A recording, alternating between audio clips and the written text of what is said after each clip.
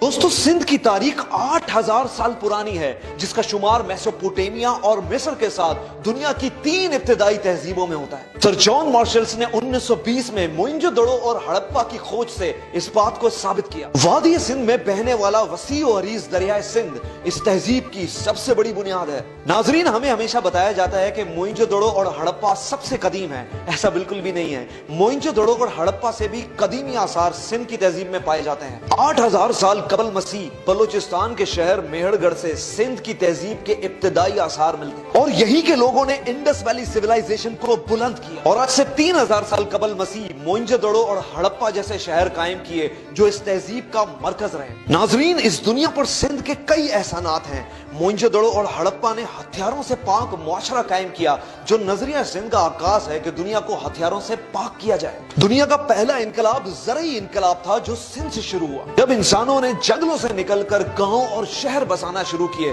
तो इसका आगाज भी सिंध की तहजीब से हुआ। आज से 3000 साल कबल मसीह मोइंजोदड़ो के लोगों ने पक्की ईंटों से अपने घर बनाए, नेकासी आप के लिए नालियां बनाई और वसी हमाम कायम किए, जो इस खित्ते में इंफ्रास्ट्रक्चर और सिविल इंजीनियरिंग की तारीख का मुंह बोलता सबूत है। मेसोपोटामिया के बाद पहिया सबसे पहले दुनिया में सिंध में इस्तेमाल किया गया। जमीन पे हल चलाने के लिए बैल का इस्तेमाल और तिजारत के लिए बैलगाड़ियों का इस्तेमाल सबसे पहले सिंध से हुआ। इस दुनिया में पहली सनत की बुनियाद भी सिंध नहीं रखी। सिंध ही में कपास से धागा और धागे से कपड़ा बनाने की मशीन अर्थ और अड़न्ना बनाई गई। अजरक का शाहकार डिजाइन भी सिंध ही ने बनाया, जो आज हमारे मुल्क का कौमी तोहफा भी है। इंडस वैली सिविलाइजेशन में पहली सनत कायम होने की वजह से इंडस्ट्री का लफ्ज भी इंडस से निकला। इस तहजीब को अक्सर 2 नामों से पुकारा जाता है, सिंध और इंडस। ये नाम कैसे पड़े, कब पड़े और किसने रखे, इसके लिए वीडियो आपको एंड तक देखनी होगी। 1500 साल कबल मसीह इस खित्ते में आर्यंस आए और आर्यंस दरिया को अपनी जबान में सिंधु कहते थे,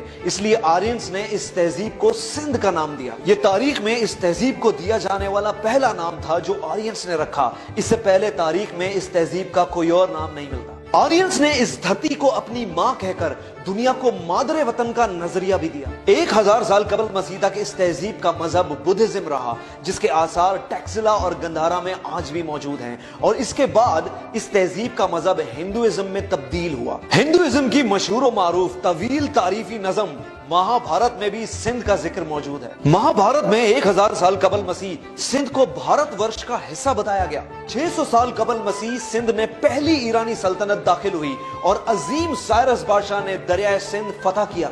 यहाँ पे हिंदुइज्म की अक्सरियत होने की वजह से ईरानियों ने सिंध को हिंद कहना शुरू किया और ये इस तहजीब को दिया जाने वाला दूसरा नाम था। ईरानियों के बाद यहाँ यूरोप से यूनानी आए और 400 साल कबल मसीह सिकंदर आजम ने सिंध को अपनी तहवील में लिया। यूरोपियंस ने हिंद को इंद कहना शुरू किया और उसके बाद इंडस लफ्ज का इस्तेमाल हुआ।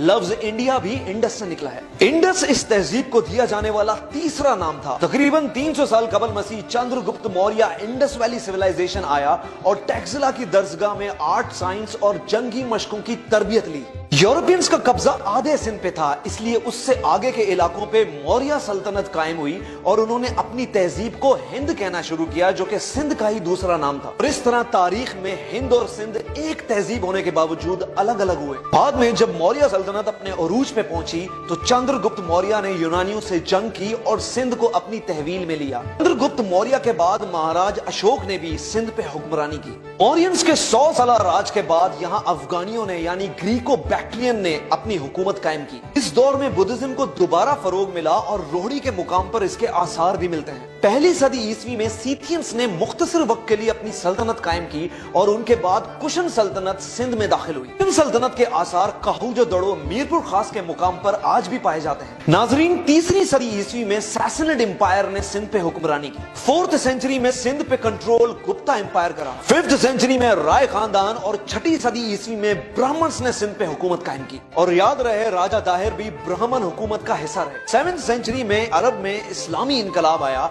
और बनु उमैया के दौर में कई बागी गिरोह थे जिनको ब्राह्मण्स ने पनाह दी।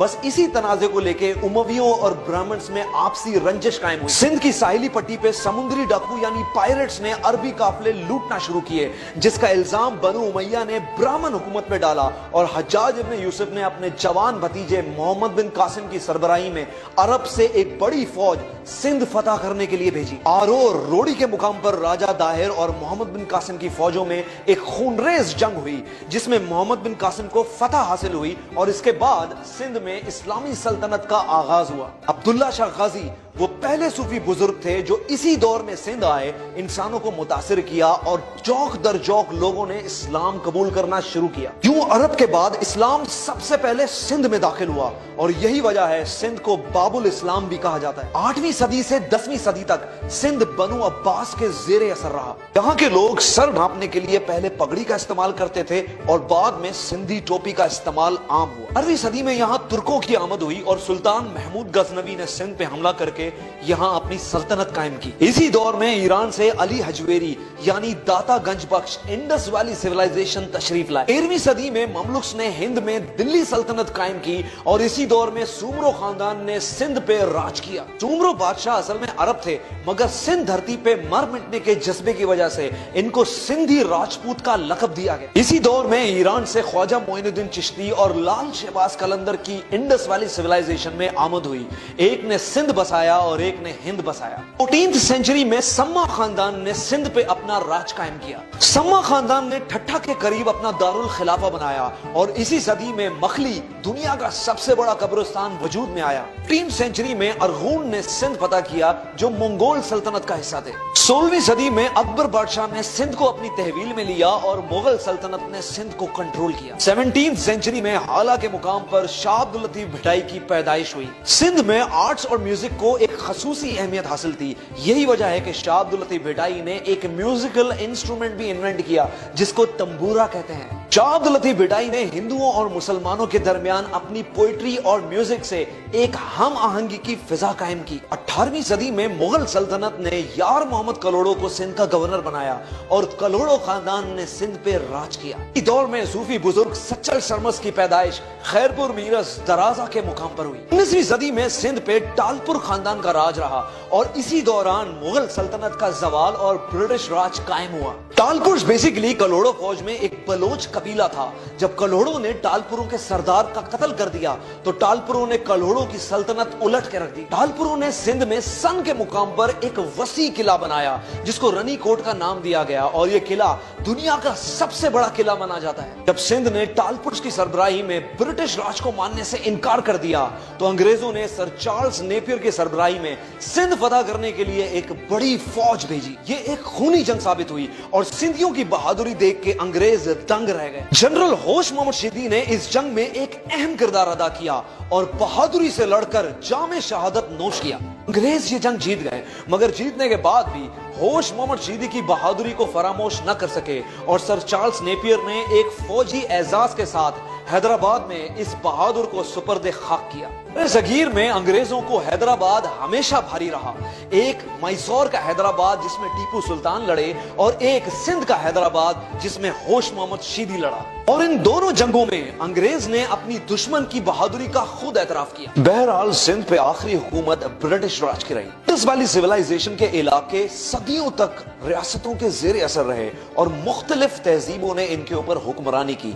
यही वजह है कि कम्युनिकेशन गैप आने की वजह से इनके लिबास, लाइफ स्टाइल और जुबान में नुमाया तब्दीलियां आई। तहरीक आजादी की वजह से इंडस वैली सिविलाइजेशन के लोग यानी कश्मीर से खैबर, खैबर से पंजाब, पंजाब से बलूचिस्तान और सिंध ये सब मुमलिकत खुदादात की सूरत में एक कौम बने और अब एक तहजीब बनने के मरहले में मसरूफ हैं। मेरे नजदीक पाकिस्तान इस तहजीब को दिया जाने वाला चौथा नाम है। तारीख और Indus valley civilisation Mohammad Ali Jinnah की इस अजीम खिदमत को हमेशा याद रखेगी। सिंधी टोपी और अजरक इंडस वैली सिविलाइजेशन की आज एक शनाख्त है। हैरत इस बात की नहीं कि सिंधी एक ताकतवर सकाफत के मालिक हैं, हैरत इस बात की है कि इतना रिच कल्चर होने के बावजूद जब ये लोग सिंधी टोपी और अजरक पहनकर लोगों से मिलते हैं तो हाथ जोड़ के और आजी से मिलते हैं और इंसान को इज्जत देने की ये रिवायत सिंध को बाकी तहजीबों से मुनफरद कर देती है। इनके लोग खवातीन के हकूक के अलम बरदार साबित हुए जब मोहतरमा बेनजीर भुट्टो पूरे आलम इस्लाम में पहली खातून वजीर आजम मुंतखब हुई। آج ہمیں اپنی تہذیب کو پڑھنے اور سمجھنے کی ضرورت ہے کہ جب دنیا جہالت کے اندھیروں میں دھسی ہوئی تھی تب ہماری تہذیب ایک روشن ستارے کی مانند تھی۔ آج کی تہذیب میں بھلے ہی ہمارے لباس، کھانے، رہن سہن اور زبان مختلف ہو گئی ہوں، لیکن ہماری روایات جس میں عاجزی، مہمان نوازی اور انسان کو عزت دینے کا جذبہ آج بھی اتنا ہی پرانا ہے جتنا کہ انڈس ویلی سیولائزیشن۔ یہاں جو بھی لوگ آئے وہ یہاں کی عاجزی، مہمان نوازی اور خلوص دیکھ کر اس دھرتی کے ہو کے رہ گئے۔ وہ چاہے افریقنز ہوں، عرب، پرشینز، افغانی، ترک یا یورپینز، سب اس تہذیب سے متاثر ہوئے۔ آج ہمارا پیارا ملک پاکستان انڈس ویلی سیولائزیشن کی مکمل عکاسی کرتا ہے، جس میں خیبر پختونخوا میں گندھارا ہو، پنجاب میں ہڑپا، بلوچستان میں میہر گڑھ یا سندھ میں موئنجو دڑو، یہ سب انڈس ویلی سیولائزیشن کے مرکز ہیں۔ اللہ ہمیں ایک تہذیب یافتہ قوم بنائے تاکہ ہم ایک حقیقی فلاحی ریاست قائم کر سکیں۔ یہ تھی سندھ کی عظیم تاریخ۔ اپنے ہوسٹ کمیل شاہ کو اجازت دیجیے، ملتے ہیں اگلی ویڈیو کے ساتھ۔